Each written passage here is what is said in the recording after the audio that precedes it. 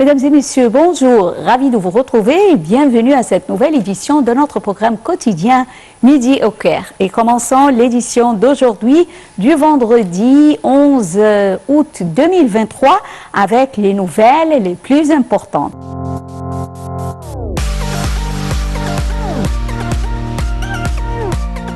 Et commençons avec l'Égypte qui est fière des relations historiques étroites avec la Serbie. C'est ce qu'a déclaré le président Abdel Fattah el-Sisi lors d'une rencontre avec le premier ministre serbe et ministre de la Défense, Milos Večević, en présence du ministre de la Défense et de la production militaire, le général Mohamed Zaki. Un commentaire. L'Égypte est fière des relations historiques étroites avec la Serbie, a déclaré le président Abdel Fattah el-Sisi lors d'une rencontre avec le vice-premier ministre serbe et ministre de la Défense, Milos Večević, en présence du ministre de la Défense et de la production militaire, le général Mohamed Zaki. Au cours de la rencontre, M. el-Sisi a affirmé l'attachement de l'Égypte à renforcer la coopération avec la Serbie dans divers domaines, y compris la défense, et l'aspiration à promouvoir le partenariat entre les deux pays amis d'une manière qui correspond avec leurs capacités à différents niveaux. La rencontre a porté sur le renforcement des relations bilatérales et la promotion de la coopération militaire et sécuritaire entre les deux pays, en plus des questions internationales d'intérêt commun, notamment la crise russo-ukrainienne et ses répercussions géopolitiques et économiques mondiales. Selon le porte-parole de la présidence de la République, Ahmed Fahmi, le président a transmis ses salutations à son homologue serbe, Aleksandar Vučić, affirmant la fierté de l'Égypte quant aux relations historiques étroites entre les deux pays. Pour sa part, le vice-premier ministre serbe et ministre de la Défense a salué le développement que connaissent les relations égypto-serbes, notamment à la lumière de la récente visite du président el-Sisi en Serbie en juillet 2022. Il a loué la croissance et l'efficacité de la présence égyptienne sur les scènes régionales et internationales sous la direction du président el-Sisi, ainsi que les efforts cruciaux de l'Égypte dans la lutte contre le terrorisme au niveau régional, en plus de son soutien à la stabilité, à la sécurité et au développement.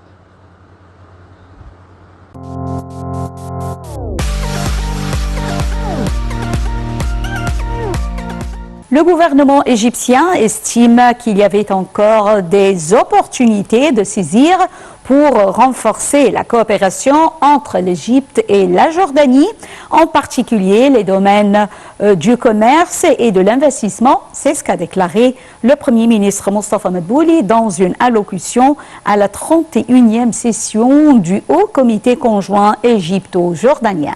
Plus de détails dans ce commentaire. Le gouvernement égyptien estime qu'il y avait encore des opportunités à saisir pour renforcer la coopération entre l'Égypte et la Jordanie, en particulier les domaines du commerce et de l'investissement, a déclaré le Premier ministre Mostafa Madbouli dans une allocution à la 31e session du Haut Comité conjoint égypto-jordanien. Cette session a eu lieu au siège du gouvernement à Amman, sous la présidence des premiers ministres d'Égypte et de Jordanie, Mostafa Madbouli et Besh El-Khawasni. M. Madbouli a débuté son allocution en transmettant les salutations du président Abdel Fattah el-Sisi et son espoir à ce que les réunions du comité réalisent de résultats concrets, contribuant à renforcer les liens entre les deux pays, conformément à la vision et les aspirations du président el-Sisi et du roi Abdallah II de Jordanie, faisant état de l'étroitesse des relations à la lumière des directives de la direction politique de consolider la coopération bilatérale.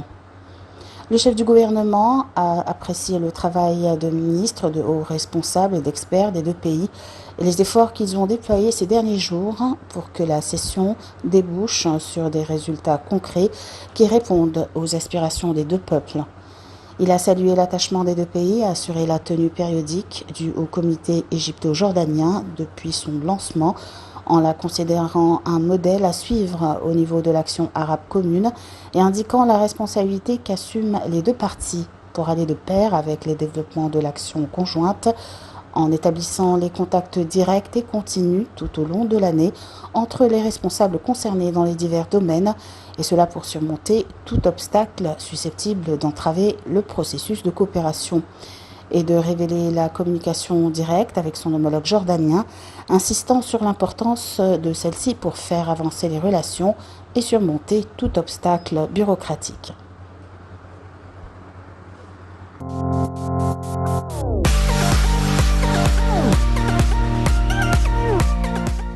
L'initiative des pays voisins du Soudan est une preuve montrant les mêmes objectifs, les intentions sincères et la volonté politique sérieuse pour aider le Soudan à sortir de sa crise et mettre fin à cette guerre dévastatrice. C'est ce qu'a déclaré le ministre des Affaires étrangères Samar Shoukry lors de la première réunion du mécanisme ministériel issu du sommet des pays voisins du Soudan qui se tient dans la capitale tchadienne N'Djamena. Notre réunion aujourd'hui traduit les décisions issues du sommet des pays voisins du Soudan qui s'est tenu au Caire le 13 juillet en une vision et en des mesures coordonnées qui contribuent à s'attaquer aux causes de la crise actuelle pour sauver les Soudanais, préserver l'unité de la cohésion de l'État et de ses institutions et mettre un terme aux répercussions négatives de cette crise sur les pays voisins, a-t-il ajouté. La réunion du mécanisme ministériel des pays voisins du Soudan à N'Djamena est attendue par des millions de Soudanais qui pâtissent chaque jour et vivent dans la peur à cause des tirs d'artillerie et de mitrailleuses dans de diverses zones du Soudan, a-t-il noté, précisant que des millions de Soudanais, soit à l'intérieur du pays ou à l'étranger, espèrent que l'initiative sera une bouée de sauvetage. L'initiative des pays voisins du Soudan, qui a été convoquée par le président Abdel Fattah el-Sisi, a trouvé une réponse rapide des dirigeants qui ont participé efficacement au sommet du Caire, a rappelé le chef de la diplomatie égyptienne.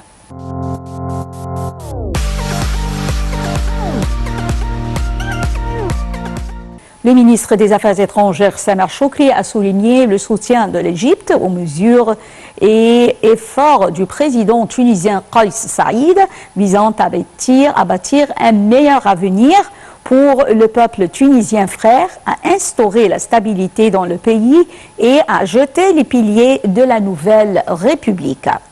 Il a tenu ses propos lors de la 15e session du comité de consultation politique entre l'Égypte et la Tunisie, ayant lieu ce mardi à Tunis sous sa présidence et celle de son homologue tunisien Nabil Ammar et en présence des délégations des deux pays. Les deux ministres se sont félicités au début des concertations du développement continu et remarquable des relations entre les deux pays au cours de ces dernières années et ont jugé important de poursuivre les consultations et la coopération quant à toutes les questions d'intérêt commun de manière à faire avancer les rapports au niveau stratégique et à atteindre les intérêts des deux États et des deux peuples frères à la lumière de leur unité de destin, de leurs objectifs communs et de leurs relations historiques fraternelles, a déclaré le porte-parole et directeur du département de la diplomatie publique au ministère des Affaires étrangères, Ahmed Abouzeid.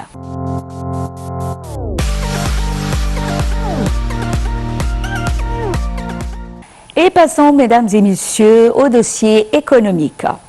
Le ministre du Commerce et de l'Industrie, Ahmed Samir, en visite à Ankara, a examiné avec des représentants du groupe turc Rock Holding les projets de l'entreprise en Égypte et sa vision future pour augmenter les investissements sur le marché égyptien. La réunion a porté sur les opportunités et les éléments d'investissement sur le marché égyptien ainsi que sur les efforts du gouvernement à créer un climat attractif pour les investissements. C'est ce qu'a affirmé M. Samir selon le communiqué du ministère sur Facebook. Le ministre a également souligné le souci de son ministère de promouvoir la coopération conjointe avec les grandes entreprises turques, notamment le groupe Koç Holding, ajoute le communiqué. M. Samir a souligné aussi le souci du ministère de fournir tous les aspects de soutien de l'entreprise pour la production et l'expansion sur le marché égyptien, ce qui contribue à répondre aux besoins du marché local à exporter vers les marchés étrangers et à fournir davantage d'emplois directs et indirects. Pour sa part, les représentants du groupe Kos Holding ont affirmé leur confiance dans l'économie égyptienne, alors que l'entreprise a injecté d'importants investissements sur le marché égyptien au cours de la dernière période, dont la création de l'usine d'appareils électroménagers Beko Egypt avec un coût d'investissement de 110 millions de dollars. D'autre part, le ministre s'est mis d'accord avec la Turquie d'augmenter les échanges commerciaux de 10 à 15 milliards de dollars d'ici 5 ans. Le ministre en visite en Turquie, à l'invitation du ministre turc du Commerce, Ömer Bolat, a indiqué mardi dernier le ministère dans un communiqué. Il s'agit de la première visite mutuelle entre les ministres du Commerce dans la dernière décennie. Les deux parties sont convenues de tenir prochainement le comité conjoint pour étendre l'accord de libre-échange existant entre les deux pays. Les deux ministres ont jugé important d'établir une coopération solide pour accorder des facilités nécessaires aux investisseurs afin de hausser les investissements entre les deux bords. Ils ont examiné l'utilisation de la devise locale dans le commerce bilatéral dans la période à venir.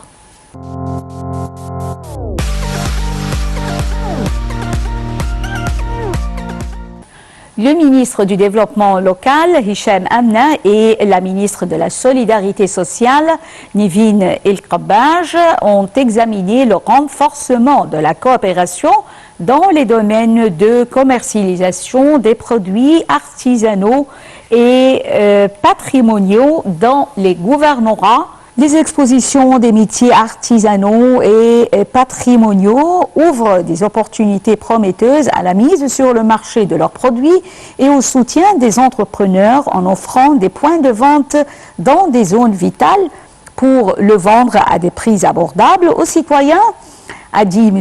Amna au cours de cette rencontre vendredi dernier tenue au siège estival du ministère de New Alamein. Les deux bords ont passé en revue les aspects de leur coopération dans les domaines d'autonomisation économique, de la sauvegarde des métiers SUSI et du développement de l'entrepreneuriat en sus de l'expansion du développement social de par la République.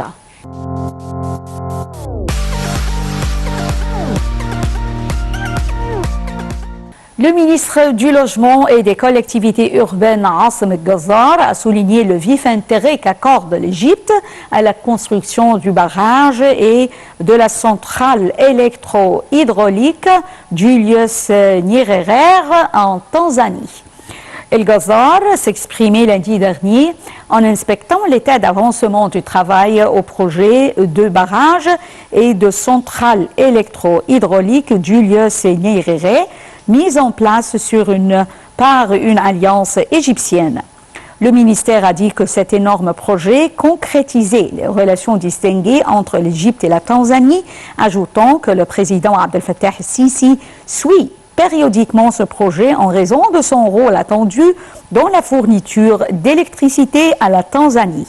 El Ghazar a été accompagné par l'ambassadeur d'Égypte en Tanzanie, Chérif Abdelhamid Ismail, et le président de l'appareil central pour construction, Mahmoud Nassar.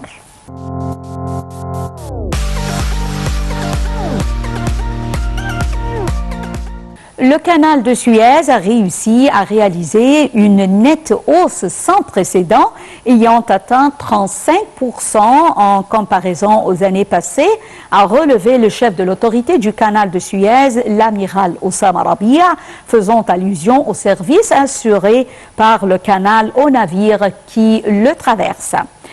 Dans son entretien au Centre d'information et d'appui à la prise de décision du Conseil des ministres, l'amiral Rabia a exprimé que les nouveaux services fournis par l'autorité générale du canal de Suez pour les navires ont contribué à attirer de nouveaux clients car de nombreux services sont fournis tels que l'approvisionnement des navires, la collecte des déchets et le service de changement d'équipage, ainsi que d'autres services, dont ceux de l'ambulance, de la réparation et de la maintenance au sein des arsenaux de l'autorité à Suez et également à Port Saïd. Le chef de l'autorité du canal de Suez a notamment affirmé que l'autorité dépense pour tous ces projets à partir de son budget déclaré et n'impose rien à l'État et que le rendement est toujours en devise étrangère, ce qui a permis de réaliser un bond au niveau des rendements en dollars en Égypte. Il a finalement rassuré que tous les travailleurs dans le canal sont des Égyptiens compétents et que la sécurité de la voie maritime est assurée à 100%.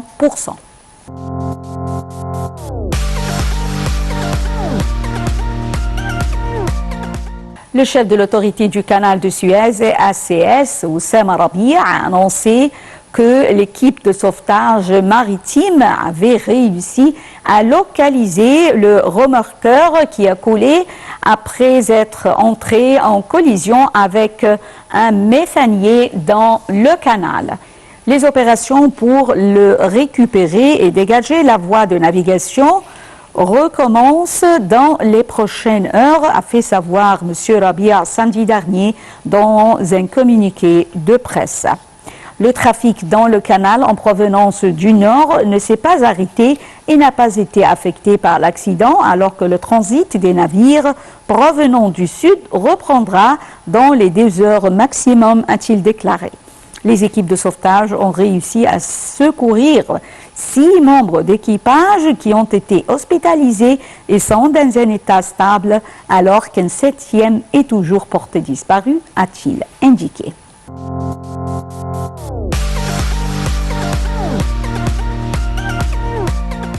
Mesdames et messieurs, changeons un peu de sujet avec la culture et le tourisme. Le président Abdel Fattah el-Sisi a inauguré la mosquée de Sayyida Nafisa, qu'Allah soit satisfait d'elle après sa restauration. Le président el-Sisi a inspecté les travaux entrepris dans la mosquée et y a accompli la prière. Le sultan de la secte indienne des Bohras, Mofaddal Saifuddin, a remercié le président el-Sisi pour lui avoir attribué l'ordre du Nil, qui est un geste honorable renforçant les relations solides et distinguées avec l'Égypte. Saifuddin a remercié les services de l'État égyptien pour leurs efforts, notamment le ministère de Waqf et les forces armées en faveur des mosquées. Le président Abdel Fattah el-Sisi a affirmé que l'État égyptien suivait un plan de développement du Caire historique. Lors d'une allocution dans la mosquée de Sayyida Nafisa, après sa rénovation, le président a souhaité la bienvenue au sultan de la secte des Bohras, qu'il a remercié pour avoir contribué aux travaux de restauration des mausolées de la famille du prophète, paix et bénédiction sur lui. Le président a fait état du lancement des travaux de modernisation de la mosquée Sayyida Zeynab en prélude à son inauguration.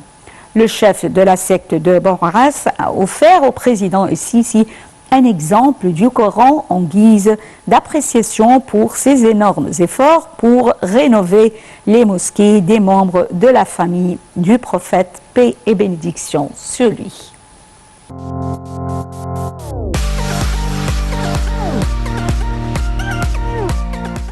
Mesdames et messieurs, avec cette nouvelle, nous arrivons à la fin de cette édition de notre programme quotidien Midi au Caire. Merci pour votre fidélité à Nile TV International. Bonne journée et au revoir.